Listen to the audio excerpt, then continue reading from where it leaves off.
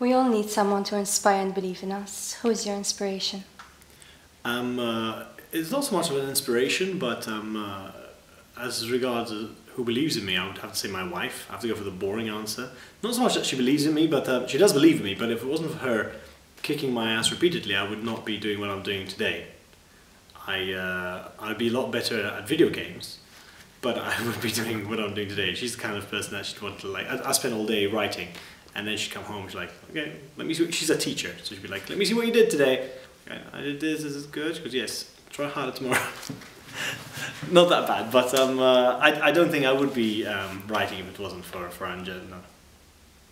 How did your passion for acting kick off? I don't know. It wasn't so much of a passion really. I was very introverted as a kid. So I remember being like 14 years old, realizing that if my character didn't change a bit, I was going to have a problem, you know. So I started like getting into theatre, doing some acting, and I think when you're a bit of an introverted person, you kind of it's a lot easier to lose yourself in a character. So when you're playing the character on stage, since you don't want the people to actually see you on stage, you become the character. You wear the character like a disguise, and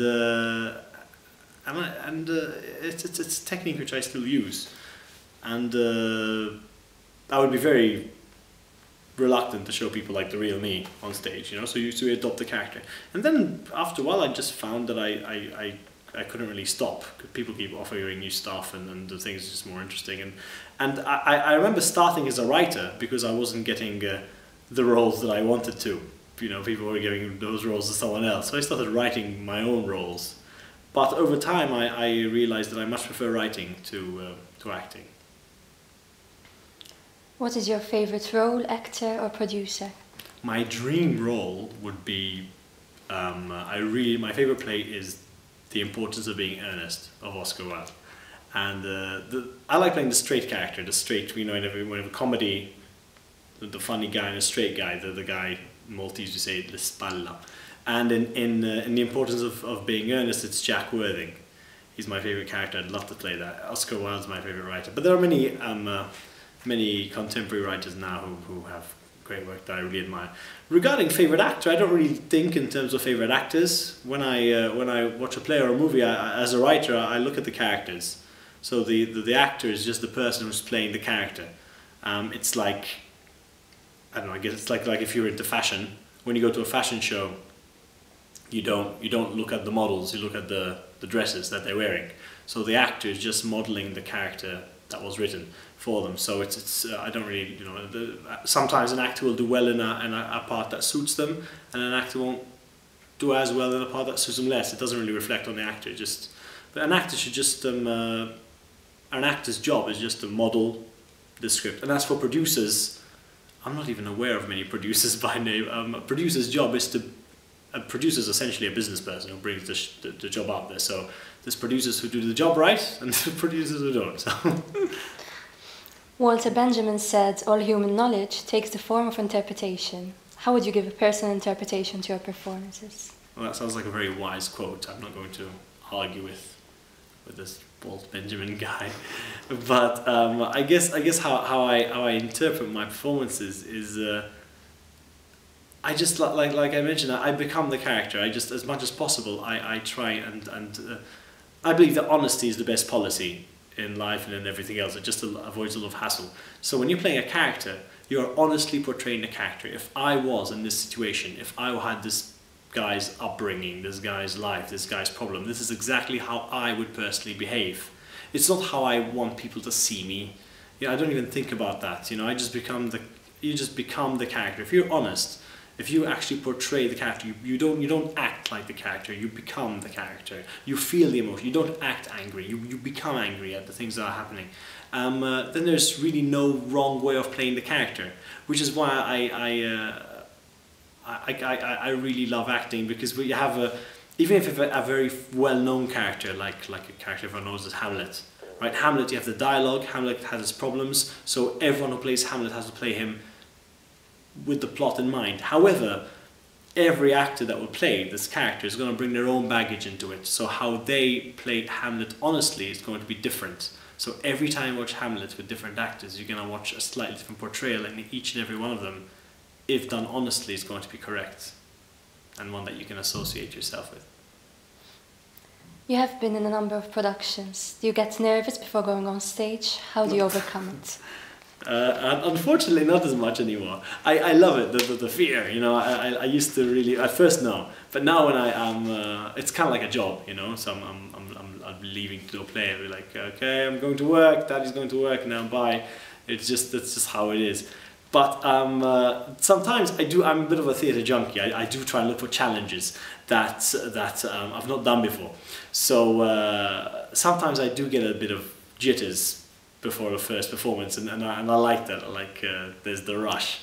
And most recently in June, for example, I did a play called The Accidental Perfect here at St. James Cavalier, and it was the first time I did a one-man comedy show. So just me for 1 hour talking about about what the accidental perfect does. Look it up. And I remember before the first performance, I was sitting there on stage for an hour, for 10 minutes before the audience walked in. So the first time I did feel a little bit jittery, but you just kind of overcome it mentally, you know, like you just like you give yourself a mental bitch slap, if you will.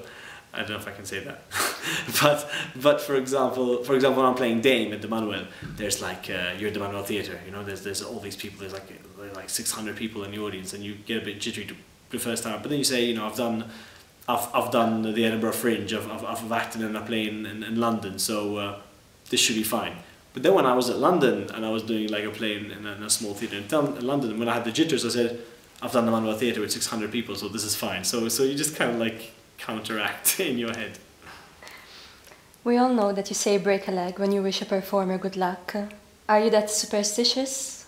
Actors tend to be very, very superstitious because I don't know, actors are like, I think the only people who are more superstitious than actors would have to be sailors. I don't know why, but generally actors, generally speaking, are not very religious people. And I think when you do away with religion, you must kind of have some kind of supernatural, so they make it up. and actors tend to be very superstitious, so usually it's with you don't say good luck, you say break a leg. You don't wear purple on stage, you don't say Macbeth or you quote the play because that's supposed to be very unlucky, you don't whistle, you have all these things. Personally, I'm not superstitious about anything. I'd happily walk under a ladder, and obviously I'm not superstitious on stage as well, but it is fun to tease people who are.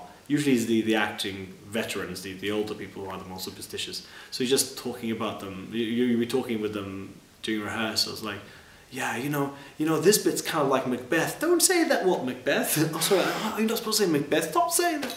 That's kind of fun. When you are not working on a production, what do you enjoy doing in your leisure time? I've got 2 kids. I love playing with my kids. I like hanging around I got 2 boys right now. One is 4 and the other one's 1 year old. They're individually crazy, and I like hanging out with them. I also like watching a lot of theatre, and I read a lot. As you can see, I also like going to the gym. Well, I'm lucky also because my work involves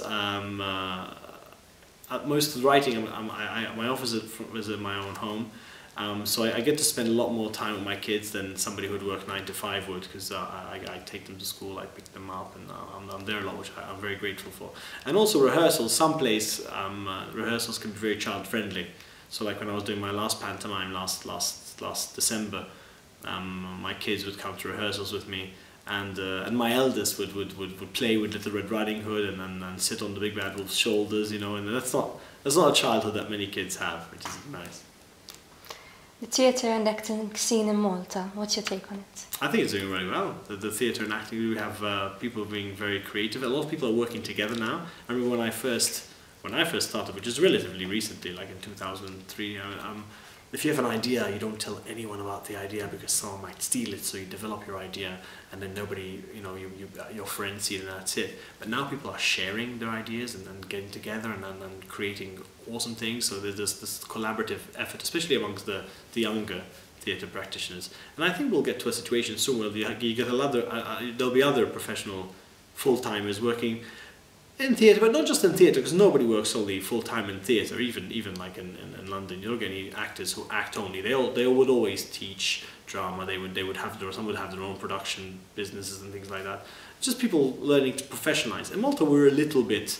I would say in Malta we're a little bit spoiled. We're used to having a nice life. Certain things that you expect in Malta, like a lot of people expect to buy property and have a fairly large wedding and things like that. Whereas in New York and London, if you're an actor or you have a band or something and you want to record an album or something, you're going to have to forego certain things. You don't buy a house and have a. So in Malta, some things that we expect to do, we take for granted that we need to save up for, so we don't try as hard for our other things.